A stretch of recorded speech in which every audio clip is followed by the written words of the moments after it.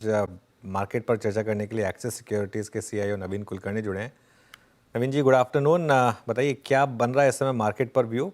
Financial year खत्म हुआ, थोड़ा सा टफ साल था, हालांकि मार्च ने काफ़ी हद तक भरपाई की। यहाँ पर अब क्या व्यू लेके चलेंगे आप? जहां तक ये साल का सवाल था, करीब करीब सिंगल डिजिट रिटर्न बना है। नेगेटिव रिटर्न तो नहीं बना है जो फरवरी में दिख रहा था, तो उस हिसाब से चीजें थोड़ी सुधरी है मार्च के महीने में। यहाँ से आगे जाके ऑब्वियसली दो चीजों पे फोकस होगा। एक तो ग्लोबल टैरिफ का माहौल कैसे इवॉल्व होता है, और दूसरी चीज जो कोर फोकस होगा वो अर्निंग्स पे होगा। तो अभी ये क्वार्टर खत्म हुआ है, तो अगर सिक्वेंशली अर्निंग्स में सुधार होता हुआ दिखाई देगा तो मार्केट में मोमेंटम इम्प्रूव होता हुआ दिखाई दे सकता है अगले एक दो महीने में। अगर अर्निंग्स में बहुत ज्यादा इम्प्रूवमेंट नहीं दिखती है तो बड़े चैलेंजेस परसिस्ट करेंगे मार्केट। तो यही ब्रॉडली फोकस रहेगा, और अर्निंग्स पे ही फोकस रहेगा यहाँ से आगे जाके। बिल्कुल। नवीन कुलकर्णी जी, गुड आफ्टरनून। श्रेया बात कर रही हूँ। आपने कहा अर्निंग्स पे फोकस रहेगा फिलहाल, एक इंपॉर्टेंट ट्रिगर है मार्केट के लिए। तो अर्निंग्स के लिहाज से आपको कहाँ ग्रोथ विजिबिलिटी फिलहाल नजर आ रही है? वो कौन से सेक्टर्स हैं जो अभी आपके रडार पर हैं ग्रोथ विजिबिलिटी के लिहाज से? जहाँ तक सेक्टर्स का सवाल है, दो चीजों को हम फोकस करते हैं। एक तो सिक्वेंशियल इंप्रूवमेंट कहाँ कहाँ पे आ सकती है, एक वो है। और दूसरा चीज ये है कि जहाँ पे वैल्यूएशंस थोड़े से रीजनेबल है। ये दोनों के हिसाब से मुझे लगता है कि जो बैंकिंग का सेक्टर है वहां पे मुझे लगता है कि क्वार्टर ऑन क्वार्टर अर्निंग्स में सुधार होता हुआ, या मतलब कोर ऑपरेटिंग पैरामीटर्स में सुधार होता हुआ दिखाई दे सकता है। इसके अलावा वैल्यूएशन ये सेक्टर में अभी भी रीजनेबल है, तो उस हिसाब से वहां पे मुझे लगता है कि फोकस रहेगा। इसके अलावा जो सेक्टर्स है जैसे कैपिटल गुड्स है, और जो गवर्नमेंट केपेक्स ओरिएंटेड सेक्टर्स है, वहां पे मुझे लगता है कि थोड़ा सा इंप्रूवमेंट होता हुआ दिखाई दे सकता है। तो वो एक फोकस रहेगा। थर्ड जो फोकस रहेगा वो मुझे लग रहा है कि कंजम्पशन FY26 में मुझे लगता है कि काफी बेटर कर सकता है कंपेयर टू FY25, क्योंकि बेस लो है। इसके अलावा जो गवर्नमेंट इनिशिएटिव्स है, तो वो सारी चीजें सपोर्ट करेंगी। तो ये तीन सेक्टर मुझे जो लग रहे हैं, यहाँ पे काफी हाई चांस है कि अर्निंग्स में सुधार होता हुआ दिखाई देगा और ट्रैक्शन बनने की संभावना है। ठीक है नवीन जी। तो बैंकिंग, कैपिटल गुड्स और कंजप्शन स्पेस आपको फिलहाल सही लग रहा है अर्निंग के लिहाज से। लेकिन थोड़ा और तोड़ते हैं कंजप्शन को। इसमें भी आप बताइए थोड़ा और कैटेगरिकली कौन से सेक्टर पे आप फोकस रखेंगे? जिस तरीके से हमें तेज़ी देखने को मिल रही है टाटा कंज्यूमर, जो प्रोडक्ट हम डेली बेसिस पे यूज़ करते हैं, या फिर ऐसे प्रोडक्ट जो सीजनल सीजन्स में फोकस में आते हैं, कैसे थोड़ा स्टॉक स्पेसिफिक अगर आप हो पाए? और जहाँ तक मेरा ये व्यू है इसमें कि अगर हम कंजम्पशन में देखें तो अगर हम डेली यूज के आइटम जैसे स्टेपल्स की बात करें तो वहाँ पे बहुत सारी चीजों के ऊपर फोकस रहता है, जैसे कि ओवरऑल वैल्यू ग्रोथ कितना आएगा, राइट। और वॉल्यूम ग्रोथ कोई कोई चीजों में जैसे साबुन और ये सब में बहुत ज्यादा इंप्रूव नहीं होता है। लेकिन ओवरऑल कंजम्पशन बास्केट की हम बात करेंगे तो उसको हम प्ले कर सकते हैं रिटेल सेक्टर के हिसाब से, क्योंकि वहां पे जहाँ पे भी इंप्रूवमेंट आती है तो रिटेल सेक्टर में मुझे लगता है कि इंप्रूवमेंट होता हुआ दिखाई दे सकता है। तो वहां पे बहुत सारे स्टॉक्स हो सकते हैं, जैसे कि आप बोलेंगे कि डीमार्ट है, राइट। ये सब स्टॉक्स में मुझे लगता है कि पॉसिबल है कि इंप्रूवमेंट FY26 में बेहतर दिखे कंपेयर टू FY25। तो रिटेल एज अ सेक्टर मुझे लगता है कि will be interesting over the next 6 to 12 months। Okay. IT पर अब क्या व्यू बन रहा है नवीन जी? बिकॉज यहाँ पर काफ़ी लोग अब डरे हुए हैं। वो यूएस से जो डेटा पॉइंट्स आ रहे हैं, रिसेशन का रिस्क रियल लग रहा है।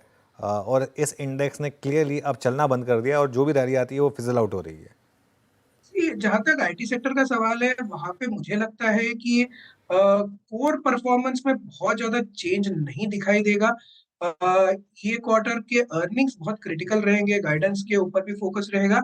लेकिन जो मैक्रो फैक्टर्स हैं, राइट, जैसे कि रिसेशन के जो फियर्स है और बाकी जो चैलेंजेस है, वो मुझे नहीं लग रहा है कि ये क्वार्टर में इमीडिएटली ऑब्जर्व हम कर पाएंगे। तो आईटी सेक्टर में अगर प्रोबेबली अर्निंग्स की करेक्शन आती है, सॉरी स्टॉक करेक्शन आती है, तो पॉसिबल ये है कि वहां पे एक बाइंग अपॉर्चुनिटी बन सकती है, क्योंकि ये सेक्टर वैसे देखा जाए तो फंडामेंटली काफी स्ट्रांग है। मोस्ट ऑफ द कंपनीज में काफी अच्छा खासा कैश फ्लो है, रिटर्न रेशियोज बहुत स्ट्रांग होते हैं, एंड अभी भी मुझे लग रहा है कि ट्रैक्शन वो सेक्टर में ठीक ठाक रहेगा।